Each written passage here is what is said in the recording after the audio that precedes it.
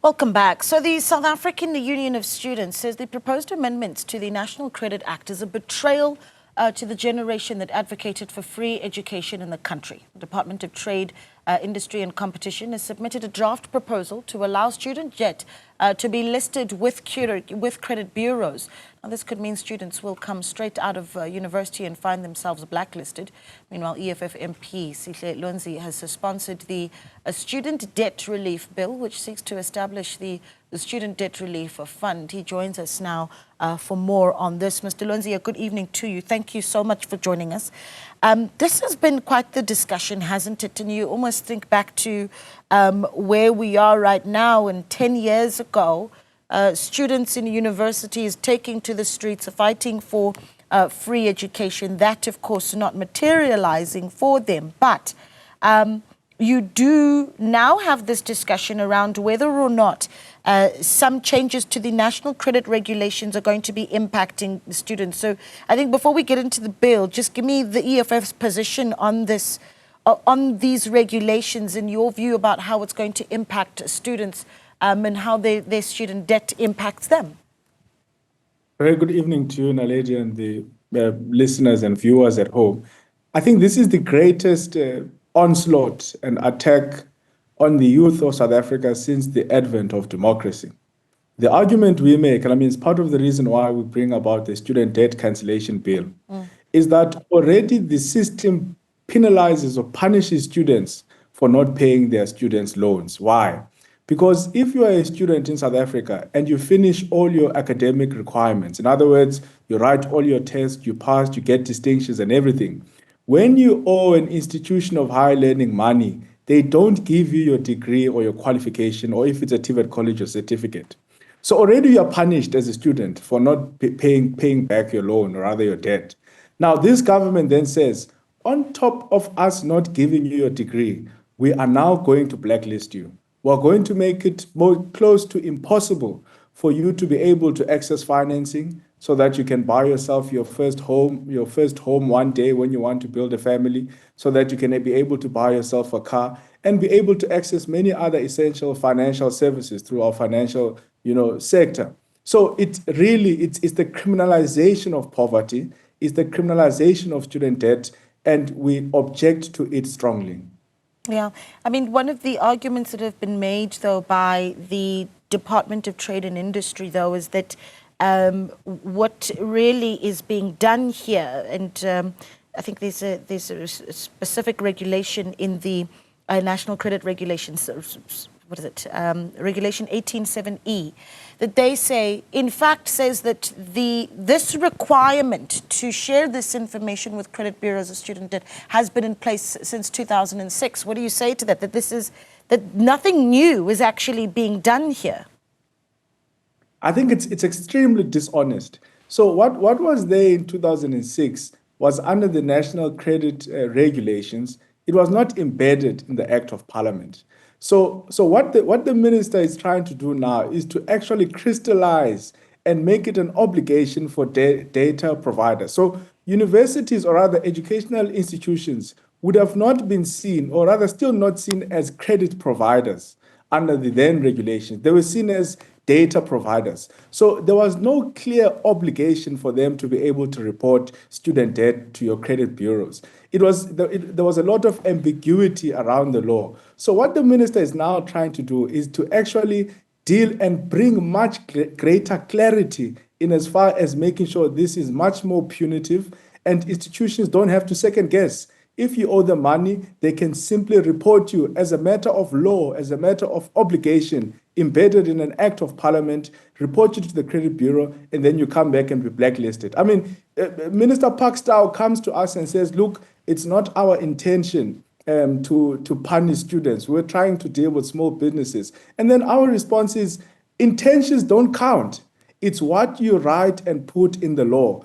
If the law has an impact which criminalizes student debt, if the consequences of the wording on the act are actually going to put students in a far worse condition than they are now, then it doesn't matter what the intentions of the minister are. We're not interested in his intentions. We're interested in what is written in the National Credit Act, which says institutions of higher learning will now be obligated to report students to the credit bureaus, and we strongly reject and object to that.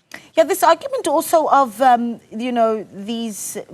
this legislation really taking place to enable growth for small to medium enterprises. I actually want to sit with that a little bit, because I think, just for the sake of the viewer, if you could also maybe help us understand it, right, how this sort of legislation would assist small to medium enterprises while needing to access the student debt information of students. Yeah.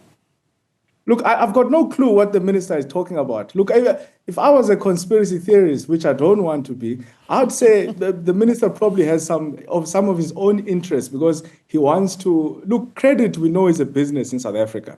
That's why you get people that can sell debt to various institutions. Yeah. If anything, I'd think he's trying to open up the market and make it possible for more people to be able to sell debt and sell credit. And maybe in the future we'll discover that actually some of his friends or comrades were involved in the financial sector and they wanted to benefit. But I don't even want to labor on that, because quite honestly, I don't have a clue about what he's talking about. What we are saying, and what he is not responding to us, is that the implications of this draft, or rather of this gazette, of this new law that he wants to bring, is that students and young people in South Africa are going to be blacklisted. Now, what he is supposed to do as minister is not to take us on a round table about small businesses and what his intentions are and what he tried to do or not. He must respond and say, I, as minister, am going to make it clear in the act, if really those are intentions. Yeah. He must say, we're going to make it clear in the act. We can put it in brackets, we can make it a subsection, we can put some small narrative somewhere that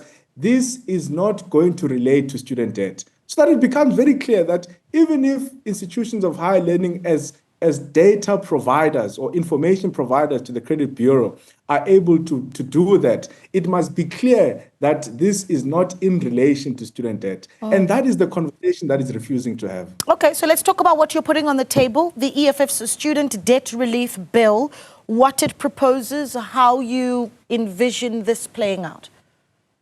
Look, there are two very important points that the Student Debt Relief Bill wants to achieve. The first thing is that it wants to have a provision which says, if you are a student in South Africa and you have completed all your academic requirements, in other words, you have written all your tests, you have passed all your modules, you are done with school, irrespective of whether or not you owe the institution money, you must be given your certificate, you must be given your degree. Because the current practice is that if Sihle owes UCT or Stellenbosch or Univen, 20,000 or 15,000, I don't get my degree until I pay back that money. And the argument we're making to this government, which I believe is a common sense argument, is that, look, the very same degree that you're withholding from these students is the degree that they must be able to use to go and seek employment opportunities. Let's, for argument's sake, say they really want to pay back this money. How do you expect them to be able to pay back this money if you are withholding the very tool which they must be able to go and use to seek employment opportunities? So that's the first provision, to say once that bill is signed into law and it becomes an act, immediately all universities, all TVET colleges must release the certificate. Some of these things they've been withholding for 15 or 20 years. In many institutions, by the way, they've even classified it as bad debt.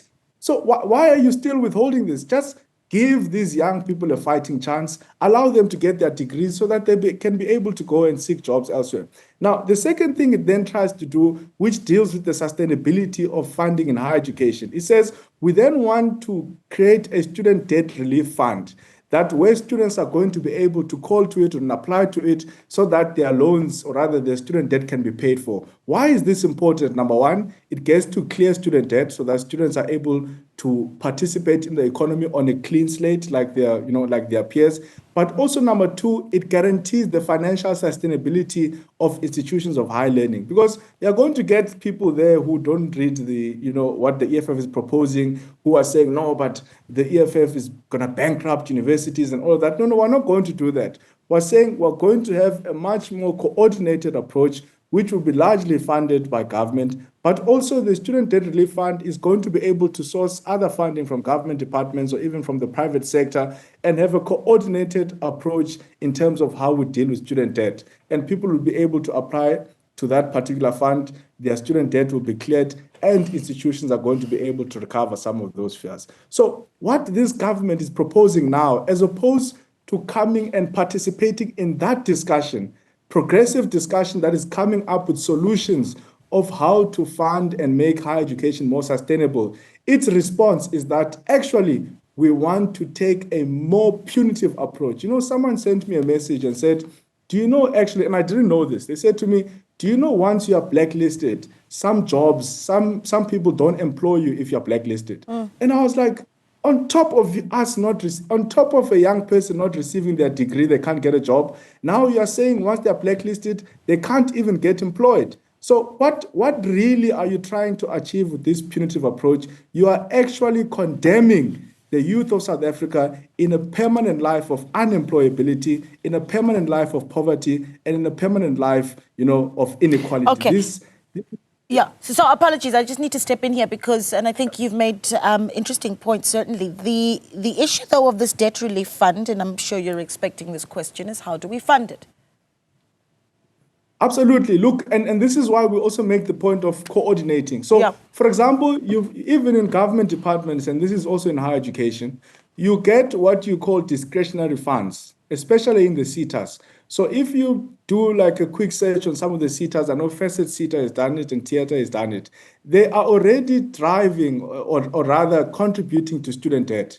So they'll release an advert and then they'll say, if you owe the institution money and you're studying something, either in the sciences or in the maths, you're able to apply to the SETA and then they pay off your debt.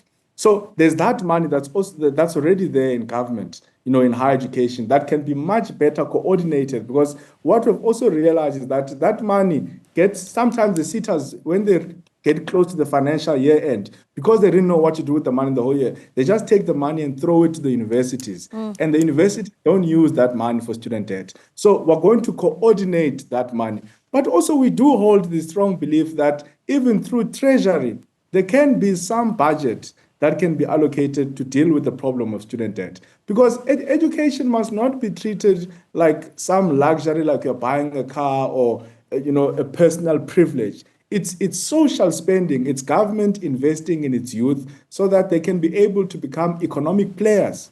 Because when you invest in your youth, when you educate them, when you give them jobs, they're able to get an income, they become economic players, and they actually contribute to the national revenue. So the impact of that is that we actually grow our economy, we get more money, and government is able to fund, its social spending, education, roads, electricity, hospitals, and all of that. So we are going to, of course, we're debating it. We've written to all institutions of higher learning. We've written to USAF. We're going to write to the unions and many other progressive NGOs and student and youth organizations.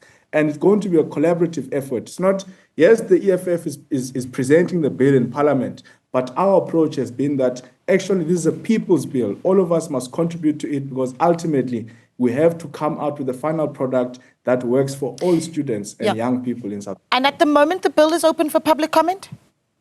At the moment, it's open for public comments. We've told the institutions on the 11th of September we're going to close. We're then going to reflect on what they've said to us. We then submit it to Parliament. It must pass the constitutional test. Parliament content advisors and legal must look at it, and then it gets to be presented before the portfolio committee.